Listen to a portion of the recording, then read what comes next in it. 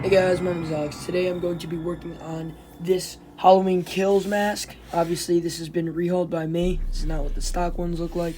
Today I did receive some Permablood from PaleKnightProductions.com. This is the 8 ounce and got here pretty quickly. So I'm going to be working on applying some blood. Permablood is basically just some realistic looking paint blood. It's just very shiny, dark, it's got good color. I'm super excited to get into this. Obviously there are a few little areas I'd like to get some of this red darkened and shine, and a little bit up here, and obviously that nice gunshot wound. Let's get into it. So what you'll need is a few paintbrushes. I'm only using 3, one of these thicker ones, a very thin one, and a slightly thin one. Your Permablood, some black paint for darkening, and obviously just a stock Kills mask. You will need a palette as well. Okay, so this is my first time working with Permablood, so I'm going to be very careful with how I do this. Not sure what the consistency is like. Ooh, that looks nice. So I'm just gonna use a little bit. Oop. Okay.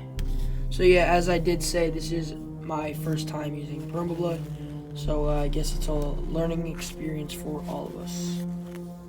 Alright, so now that I have a little bit of blood in my palette there, I'm going to get some black diluted acrylic paint. Just kind of let it, put a few drops in there. From there, we'll start painting. With Permablood, it is very, very realistic, so it's just the colors and the consistency.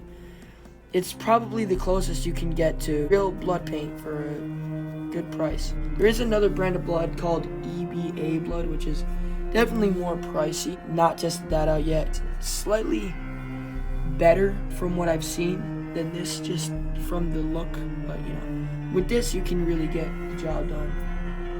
Hey guys, it's me again. Just wanted to walk you through as it's going on, kind of explain what I'm doing. Currently, this is just kind of a test. I'm going with very light coats of this Permablood, not too heavy, just kind of testing it.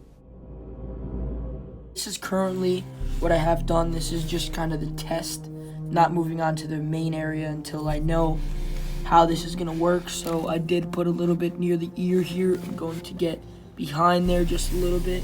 And I did put a little bit near the eye. This is not necessarily accurate. It's just I do like the random blood splots in just random places, I think. What I'm going to be moving on next is the nose.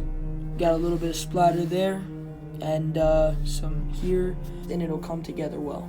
Let's get a move on. Since I'm going to be doing some of these really small areas, I'll be using the thin brush that I have. Kind of the reason why I think it's important, because you know, you need different thicknesses, consistencies. Small brush for these little areas, and then I'll gradually move on back with the big brush. This is kind of the part where I started going a little bit crazy with the blood. As I did mention before, it is my first time using it, so I was kind of just letting it do its thing. You'll see in a few seconds here that I actually started going pretty overboard with the blood here. You can see that. It wasn't what I really wanted to do, but I was just kind of overexcited. So I, overdid it, but I don't think it looks bad. It just could have looked somewhat better. Although it is my first time, I think I did a pretty good job. Even recording it, it's not very easy to have a phone in the way when you're trying to paint. Kind of what I hoped the mask would look like, so I guess this is kind of my concept. Now we're going to be getting on to the most important part. So what I'm going to need to do is going to need to dilute some of my red. You guys can see it. So I am just kind of winging it here. I don't have any reference photos, but I do remember what I need to do with this. So here we go.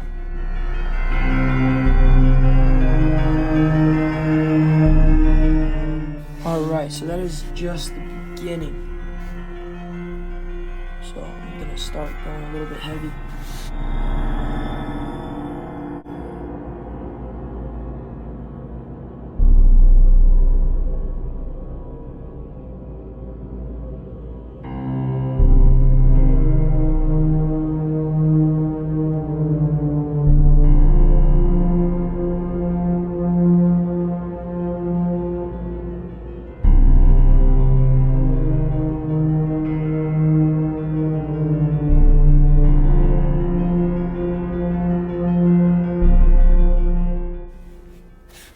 damp towel.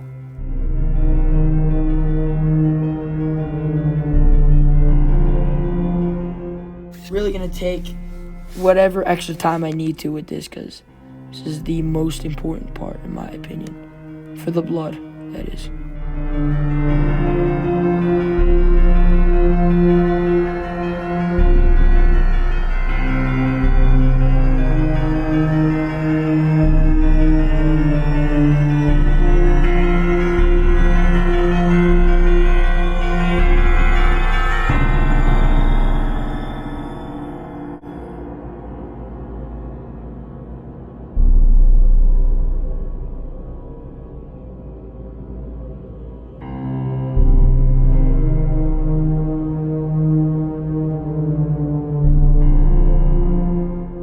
Alright, so that is kind of where I am right now with the blood. Nowhere near done.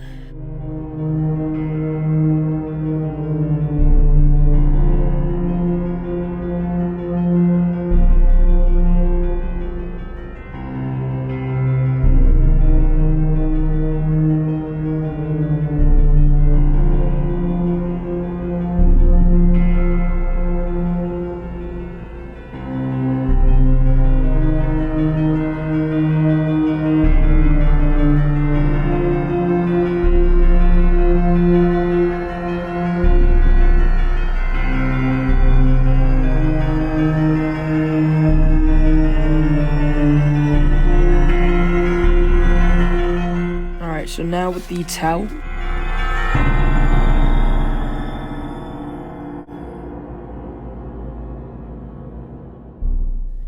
well guys, I'm not gonna lie, I definitely did get a little bit carried away with the blood, but I think it looks freaking awesome. So I'm, not accurate at all with the blood work, but I think that it looks really nice, and this is kind of what I would have liked to see on Halloween Kills mask, on the movie mask.